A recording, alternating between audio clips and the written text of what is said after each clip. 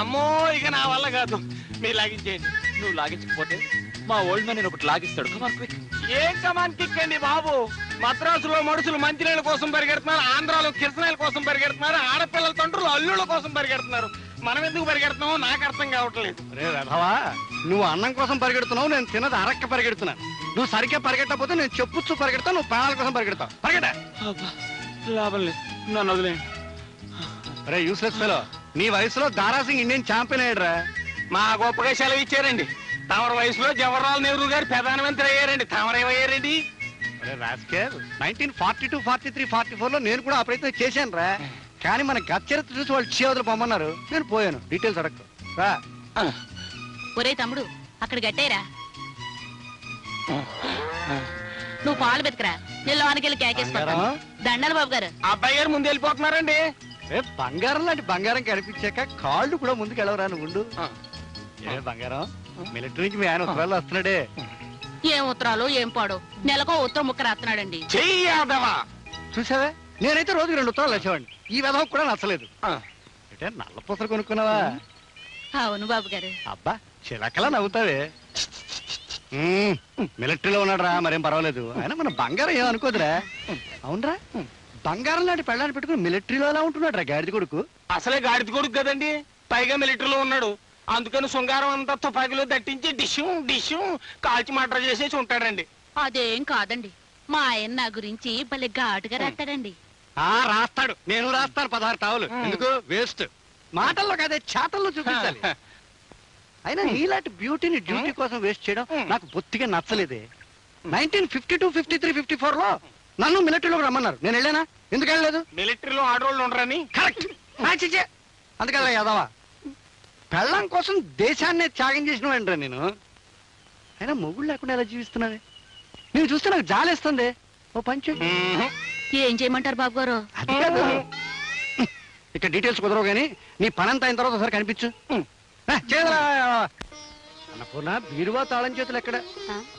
గుర్చేస్తున్నావా? ఎలాగో వచ్చారుగా కర్పూరం వేసి దండం పెట్టుకోండి. నాకేం అభ్యంతరం లేదు. ఏమిటో డీటెయిల్స్ మిస్ అవుతున్నాయి. ఎక్కడా మా ప్రైవేట్ గార్డు? ఆయన ఎవరండి? ఇంకెవరు? శ్రీ శ్రీ శ్రీ శ్రీ శ్రీ గోపాలకృష్ణుడు.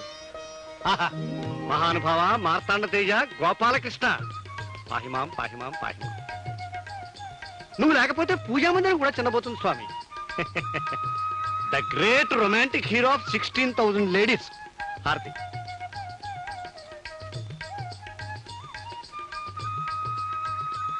దానం పెట్టుకో. ఏమండి, నాకు చిన్న అనుమానం. ఇక్కడ ఇంతమంది దేవతామూర్తులుంటే మీరు ఆ గోపాలకృష్ణుని ఎందుకు పూజించటం? ఆహా, దానికి సశాస్త్రీయమైన కారణం ఉందో. ఏ దేవుడికి లేనంత మంది భార్యలతో మా గురువు గారు కాపురం చేశారు. అంతఃపురంలో 8 మంది, రేపల్లిలో 16,000 మంది, భక్తురాలు రాధని ఏకకాలంలో ఏలుబడి చేసి దేవుళ్ళందరిలో చరిత్ర సృష్టించిన దేవుడు ఎవరు? మా గోపాలకృష్ణుడు గారు. అందుకే వారికి నేను భక్తుణ్ణి, శిష్యుణ్ణి, ఆరాధకుడిని.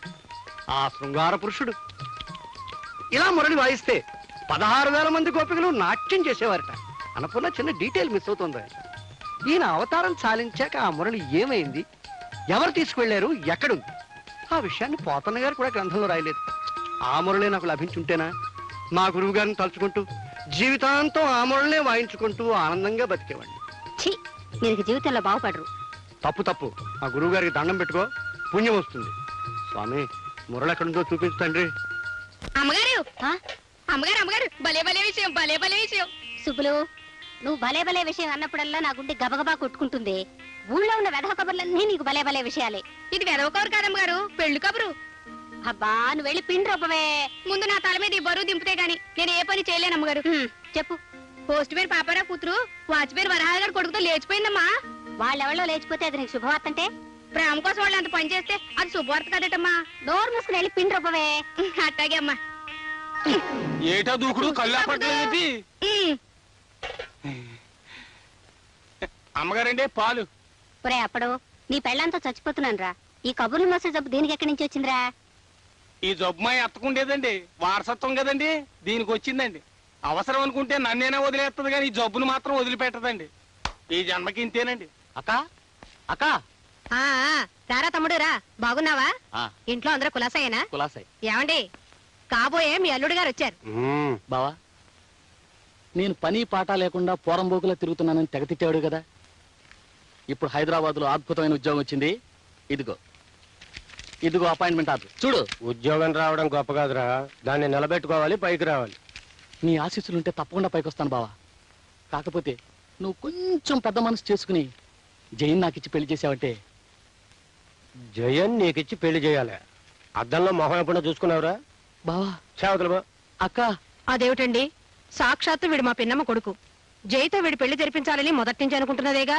నీ ముద్దుల తమ్ముడు శ్రీకృష్ణ లీలలు తెలిసిన వాడెవడు వాడికి పిల్లనివ్వాలని అనుకోడు. శ్రీకృష్ణలీలా అంటే? అంటే నీ తమ్ముడు ఆడపిల్లల వేటలో సిద్ధహస్తుడని. బావా, నువ్వు వాళ్ళు వీళ్ళు చెప్పిన మాటలు విని నా మీద నిందలు వేయకు. వాళ్ళు వీళ్ళు చెప్పే కర్మే వచ్చిందిరా. నిన్ను ఆ అమ్మాయిని లాడ్జింగ్ లో పట్టుకుని హ్యాండ్ కర్చీఫ్ తో చేతులు కట్టి నడిపించుకు వెళ్ళాడే సబ్ ఇన్స్పెక్టర్, ఆయన చెప్పాడు. ఏరా, మీ బావగారు చెప్పింది నిజమేనా? ఏదో చిన్న పొరపాటు జరిగింది అక్క. పొరపాటు కాదురా, ఒళ్ళు పొగరు. ఇలాంటి పాడు పనులు చేస్తూ నా కూతుర్ని పెళ్లి చేసుకుంటానని వచ్చి నిన్ను చీల్చి ముక్కలు చేయాలి. ఇలాంటి వాడికి నా కూతుర్ని ఇవ్వడం చస్తే జరగదు. వెళ్ళిపో. వెళ్ళిపోతాను. ప్రస్తుతం నువ్వు నన్ను అర్థం చేసుకోకపోయినా భవిష్యత్తులో నేనంటే ఏమిటో నీకే తెలుస్తుంది. వస్తా బావా. నీకు భవిష్యత్తు అంటూ ఏడుస్తే చూద్దాం. ఏమండి, మన జైకి త్వరగా పెళ్లి చేయాలి. పెళ్లి కొడుకు రెడీగా ఉన్నాడు, మందే ఆలస్యం.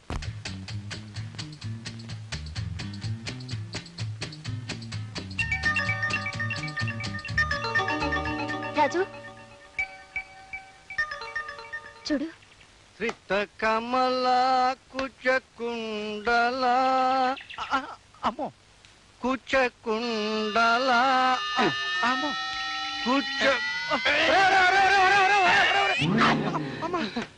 నవారనుకున్నావా, నా వేలనుకున్నావా? రాట కట్టి కొట్టించగల ఏదో నా కొడక దగ్గర రే. ఇప్పుడు ఆ గుడి వీధిలో 24 నెంబర్ ఇంటి సంగతి ఏం చేసావురా? అడుగుదాం అనుకున్నానండి. అమ్మగారు ఆ ఇంటికి వచ్చారు. అమ్మగారు వస్తే అడగకూడదు. మరి ఆ గాంధీనగరంలో 34 నెంబర్ ఇంటి సంగతి? ఆవిడ సంగతి అడుగుదాం అనుకున్నానండి. దాని మొగుడు వచ్చాడండి. అమ్మో, మొగుడు వస్తే అడగకూడదు. చూడు, వాళ్ళ మొగుడు వల్ల మనకి, మన పిల్లల వల్ల వాళ్ళకి ఏ కష్టం రాకూడదు. అది మొదటి సూత్రం, తర్వాతే మన సుఖం. ఇందాకలా కాళ్ళు లాగా చంపేస్తాను కదవా. కూర్చోకు.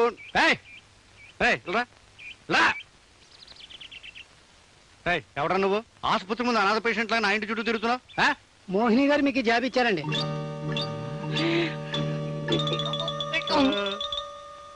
బాబు గారు అంటే మీరేనండి? బాబు గారు అంటే మామూలు బాబు గారు కాదు, అయ్యి బాబోయ్ గారు. పచ్చి ప్రేమలాకి నా సందేహం లేదు. ప్రియ అమ్మగారు ఎక్కడున్నారా? బంగళాకి ఆ పక్కన ఉన్నారండి. అయితే ధైర్యంగా చదువుకోవచ్చు. ప్రియమైన బాబు గారికి. అప్పుడు ఈ బాబు నేనేంటారా? కొంచెం ముందుకెళ్ళండి. మీరు ప్రతిరోజు ఉదయాన్నే పరిగెడుతూ ఉంటే నా గుండెల్లో పూలరథం పరిగెడుతున్నట్టుగా ఉంది. మీ అందం, మీ ఆరోగ్యం, మీ ఛాతి, మరేం డౌట్ లేదండి. ఆ మోహిని మిమ్మల్ని లవ్ ఆడిందండి. నా మనస్సు మీకేనాడో అంకితం చేశాను. అయ్యి బాబోయ్, కాపేయండి. ఇది నిఖార్సైన ఫేమేనండి. నీకు ఆలస్యం చేయకండి, అసలు ఈ రోజులు బాగాలేవు. 1942, 43, 44 లో అమ్మాయిలు బాబు వాళ్ళందరూ ఇప్పుడు అమ్మమ్మలు అయిపోయి ఉంటారు. ముందు ఈ పిల్ల సంగతి చూడండి, లేకపోతే ఈమెకి 55 వచ్చేస్తాయి. ఈ విషయం అమ్మగారికి తెలియకుండా కాపాడే బాధ్యత నీది. తెలిసిందంటే నేను చంపేస్తాను. ఈ శుభ సందర్భంలో నోటితో చెప్పు. అదవా అర్థమైంది.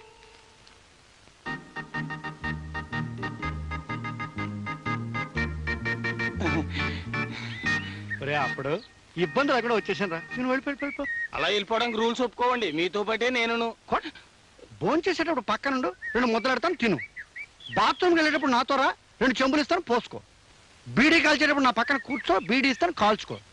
అంతేకాని ఇలాంటప్పుడు అదేట కుదురుతుందండి. మా చైర్మన్ గారు శృంగారం చేసుకునేటప్పుడు కౌన్సిలర్లు అందరూ కాపలా ఉండేవారండి. నేను కూడా పక్కనే ఉండేవాడిని. ఆ విషయం తెలిస్తే అప్పుడే ఉద్యోగం తీసేసేవాడిని. ఇప్పుడు తీసేస్తున్నాను. ఇంటికి పోయాదవా. ఉద్యోగం తీసేస్తారా? అమ్మగారు, భలే విషయం. అబ్బబ్బా, ఇందాక చెప్పావు కదే. అయ్యో, ఇది తాజా వార్తమ్మా, ఇప్పుడే విన్నాను. అబ్బా, నా గుండె పగిలిపోతుంది. సరే, త్వరగా చెప్పి వెళ్ళి కూరగాయలు తరుగు.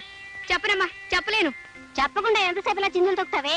అమ్మో, ఈ విషయం చెప్తే మీ కొంప కొల్లేరైపోతుందమ్మా. చెప్పకపోతే నీ చెంప చెళ్ళు మట్టు. చెప్పా. అమ్మో, చెప్పను. ఎదురింటి మోహిని అయ్యగారికి ప్రేమలేఖ రాసిందని చచ్చినా చెప్పను. ప్రేమలేఖ? అయ్యగారు కాలు జారడానికి మోహిని ఇంటికి వెళ్ళారని చెప్పనంటే చెప్పను, చచ్చినా చెప్పను.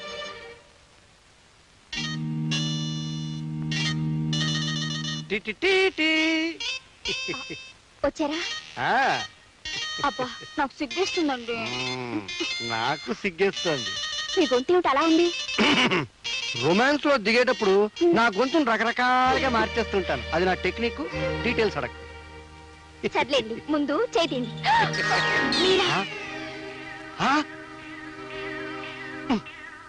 ఎప్పుడు రావాలో ఎక్కడికి రాకర్లేదో తెలియదు. Useless fellow.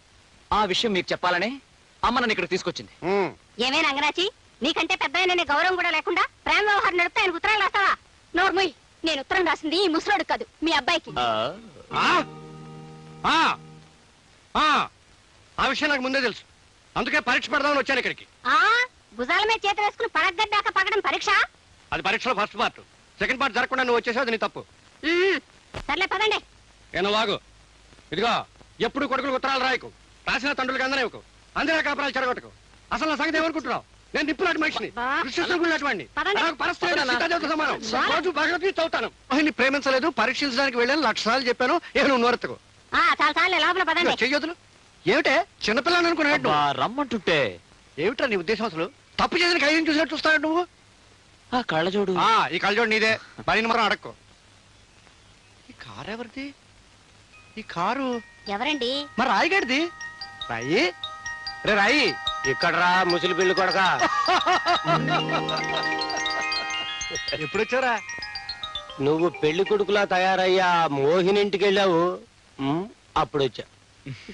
నేను మోహన్ ఇంటికి వెళ్ళింది ప్రేమించడానికి కాదు, పరీక్షించడానికి. మరోసారి చెప్తున్నాను, డీటెయిల్స్ మీ అందరికీ అర్థం కాకపోతే మీ కర్మ. చూడండి అన్నయ్య గారు, పెళ్లిడు వచ్చిన కొడుకుని ఇంట్లో పెట్టుకుని కొత్త పెళ్లి కొడుకల్లి ఈయన వెర్రిమరి వేషాలు. మీరన్నా కాస్త గడ్డి పెట్టండి. ఇలాంటి సమస్యలు మళ్ళీ రాకుండా ఉండాలంటే వెంటనే పెళ్లి చేయాలమ్మా. నేను రెడీరా రాయి. రాయిచ్చు కొడతానేమనుకున్నావు? నేను మాట్లాడేది నీ కొడుకు పెళ్లి విషయం. నేను మాట్లాడేది నా కొడుకు గురించి. అనవసరంగా రాయి వేస్ట్ చేయకు. నీ ఎరుకలో మంచి సంబంధం చూసి పెళ్లి చేయి. చెప్పుతో కొడతాను ఈసారి. నేను మీ వాడికి సంబంధం చూడాలా? ఏం తమాషాగా ఉందా? 1942, 43, 44 నుంచి మన ఫ్రెండ్స్ కనుక చొరవ తీసుకుని చెప్పాను. ఏమిటో వాడు సంబంధం చూస్తే తప్ప. కుర్చీతో కొడతా మాట్లాడేవంటే. డీటెయిల్స్ అర్థం కావటం లేదు. రాయితో ఎందుకు కొడుతున్నావు అర్థమైంది, చెప్పుతో ఎందుకు కొడుతున్నావు అర్థమైంది, కుర్చీతో ఎందుకు కొడుతున్నావు అర్థం కావటం లేదు. వేధవా, 18 ఏళ్ల నాడు నీ కొడుక్కిచ్చి పెళ్లి చేయాలని ఒక కూతురును గాని అల్లారు ముద్దుగా పెంచి పెళ్ళెప్పుడు చేస్తావురా అని అడగడానికి నీ దగ్గరకు వస్తే వాడికి సంబంధం చూడమంటావా? 18 ఏళ్ల నాడు నా కోడల్ని కని పెళ్ళెప్పుడని అడగడం కోసం ఇప్పుడు వస్తావా? కుర్చీ కొడతా. ముహూర్తాలు పెట్టింది రానక్కర్లేదురా. అంత పని చేసుకొచ్చేవాడినే. కూర్చో. కానీ ఈ కాలం కుర్రాళ్ళ సంగతి మనకు అర్థం కాదు కదా. అబ్బాయిని కూడా ఓ మాట అడిగి. అడుగు. చూడు బాబు, నువ్వు అంటే ముహూర్తాలు పెట్టించుకొస్తా. అలాగేనండి, కానీ ముందుగా అమ్మాయిని చూసి. నేను ఒప్పుకోను. పిల్లని చూసి నువ్వు చేసుకుంటే నన్ను నా ఫ్రెండ్ని అవమానించినట్టే. అంతగా కావాలంటే మాట ఒప్పుకో, తర్వాత కావాలంటే పిల్లని చూసుకో. ఒక్కసారి కూడా చూడకుండా ఎలానన్నా ఒప్పుకునేది? నువ్వు పిల్లని చూస్తావా? లేచి నిలబడరా. నిలబడ. ఈ రాయిగా నెగదిగా చూడు. మరోసారి చూడు. నీకు నచ్చాడా? వీళ్ళలాగే ఉంటుంది పిల్ల. నువ్వు కూర్చో. దీంతో కొడతా. నాలాగా ఉంటుందా? మా అమ్మాయి అందంగా ఉంటుంది బాబు. ఏడిచా, నువ్వు కూర్చో. అన్నపూర్ణ, సిద్ధాంతి కవర్ పంపించు. వారం రోజుల్లోగా పెళ్లి. నీ ఏర్పాట్లు నువ్వు చేసుకో. వచ్చిన పని అయిపోయిందా? ఇంకలే అదరా.